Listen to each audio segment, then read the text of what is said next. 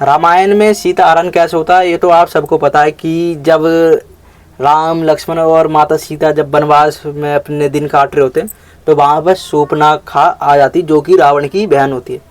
अब शूर्पणखा क्या कहती है, पहले तो राम जी से कहती है कि मुझसे शादी कर लो, क्यों? क्योंकि वो उनके रूप को देखकर आकर्षित हो जाती है। और वहीं पर जो लक्ष्मण जी होते हैं वो भी उन्हीं के साथ होते हैं। तो राम जी तो कह देते हैं कि देखो मैं तुमसे शादी नहीं कर सकता। राम जी कहते हैं कि मैंने एक ही पत्नी का वचन ले रखा है और मैं कभी भी दूसरी शादी नहीं कर सकता, मेरी सीता ही मेरे लिए सब कुछ है। तो भगवान श्री राम शूर्पणखा को कहते हैं कि तुम मेरे छोटे भाई से पूछो, क्या पता वो शादी कर ले। लेकिन जो लक्ष्मण जी होते हैं अब वो भी मना कर देते हैं। तो जो शूर्पणखा होती है वो क्या करती है कि यूँ सोचते हैं कि मेरा ये दोनों भाई अपमान कर रहे हैं, वो भी एक स्त्री के चक्कर में। तो जो सीता माता होती है उन पर वो हमला कर देती है। तो वहीं पर जो लक्ष्मण जी होते हैं वो क्या करते हैं कि शूर्पणखा की नाक काट देते हैं। अब जो शूर्पणखा जो उसकी नाक काट देते हैं, जो तिल मिलाई होती है वो पहले जाती है खरदूसर के पास जो कि उसके भाई होते हैं। अब जो खरदूसर होते हैं जब उसको इस चीज़ का पता चलता है कि जो वनवासी दो छोकरे हैं उन्होंने मेरी बहन की नाक काट दी है, तो वो क्या करते हैं वो राम जी से युद्ध करने पहुंच जाते हैं। तो खरदूसर भी राम जी के हाथों मारे जाते हैं। अब शूर्पणखा क्या करती है, वो रावण के पास पहुंच जाती है। अब जो रावण होता है तो शूर्पणखा की जब ये हालत देखता है कि उसकी नाक काट दी तो वो पूछता है कि किसने तुम्हारी नाक काटी है। तो जो शूर्पणखा होती है वो बताती है कि वनवासी दो छोकरे हैं, दो वनवासी हैं जिन्होंने मेरी नाक काट दी है और जो कि उनके साथ एक स्त्री है जो कि बहुत ज़्यादा सुंदर है। अब जो कि रावण होता है अब वो क्या करता है कि सीता हारने की वो प्लानिंग करने लग जाता है। तो वो क्या करता है, जो उसका मामा होता है मारीच, वो अपने मामा के पास जाता है और मामा मारीच से कहता है कि तुम जहाँ पर वो वनवासी रहते हैं उनके सामने सोने का मृग बन के जाना है। तो जो मारीच होता है वो पहले तो रावण को समझाता है कि नहीं तुम ऐसा मत करो, मैंने सुना है कि जो वनवासी है वो साक्षात नारायण का अवतार है। तो जो मारीच होता है उसके समझाने पर भी रावण नहीं मानता और रावण कहता है कि अगर तुम बाहर नहीं जाओगे तो मैं तुम्हारा अंत कर दूंगा यहीं पर। तो जो मामा मारीच होता है वो सोचता है कि इस पापी के हाथों मरने से अच्छा था कि मैं भगवान के हाथों जाके मर जाऊँ। तो मामा मारीच क्या करता है, जहाँ पर राम जी रह रहे होते हैं वहाँ पर वो सोने का मृग बन के पहुँच जाता है। अब जो कि माता सीता होती है, अब जो सोने का मृग होता है उसको देखकर वो आकर्षित हो जाती है और राम जी से वो कहने लग जाती है कि मुझे ये मृग चाहिए। देखो माता सीता और राम जी को सब पता है कि क्या होने वाला आगे चलकर, लक्ष्मण जी को नहीं पता, वो नहीं पता है कि मेरा हरण होने वाला है। लेकिन वो तब भी राम जी को कहती है, क्यों? अगर राम जी वहाँ से नहीं जाएंगे तो माता सीता का हरण हो ही नहीं पाता। अब जैसे ही राम जी उस मृग के पीछे भागते हैं तो भागते भागते कहा जाता है कि राम जी उसको बाण मार देते हैं। अब जो कि मृग होता है वो होता है मारीच।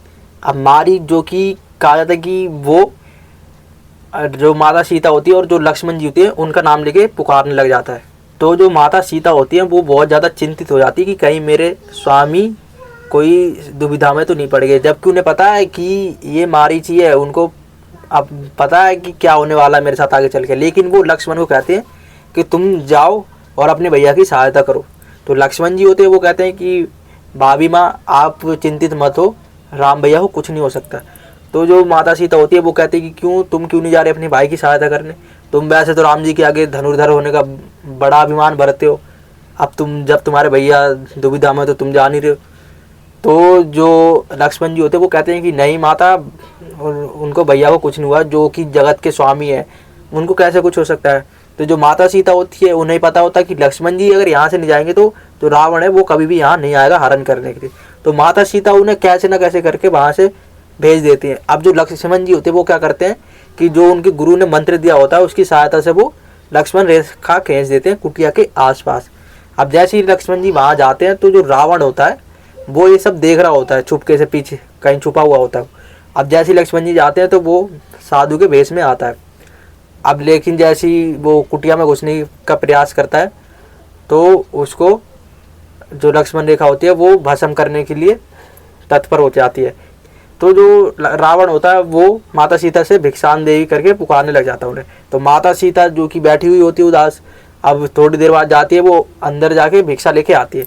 लेकिन जो रावण होता है वो अंदर घुसने की कोशिश करता है तो अंदर घुस नहीं पाता लक्ष्मण रेखा की वजह से। तो जो सीता जी होती हैं उनको वो कहता है कि तुम इस रेखा से बाहर आओ तभी मैं तुमसे भिक्षा लूँगा। तो जो माता सीता होती है वो कहती है कि नहीं मैं इस रेखा के बाहर नहीं आ सकती हूँ। तो रावण के कई प्रयास के बावजूद कहा था कि माता सीता उस लक्ष्मण रेखा के बाहर आती हैं, और जैसे ही माता सीता उस लक्ष्मण रेखा के बाहर आती हैं, जो रावण होता है वो अपने असली रूप में आ जाता है, और जो कि माता सीता को वो ले जाता है, उनका हरण करके ले जाता है। तो यहाँ हमें ये सीख मिलती है कि देखो, हर साधु जो कि दिखता है हमें, जो व्यक्ति जैसा दिखता है वो वाकई में वैसा नहीं होता, वास्तविकता उसके कुछ विपरीत होती। तो बिना सोचे समझे कोई भी कदम नहीं उठाना चाहिए। तो जो माता सीता थी हमें वो यही समझाना चाहती थी, और जो कि रावण जो कि साधु के वेश में आया था, वो उनका हरण करके जब ले जा रहा होता है, तो जो जटायु होता है, वो जो कि दशरथ जी के कहा जाता है कि वो बहुत अच्छे मित्र होते हैं, और जो कि माता सीता होती है वो उनकी पुत्री जो कि बहू के समान होती है।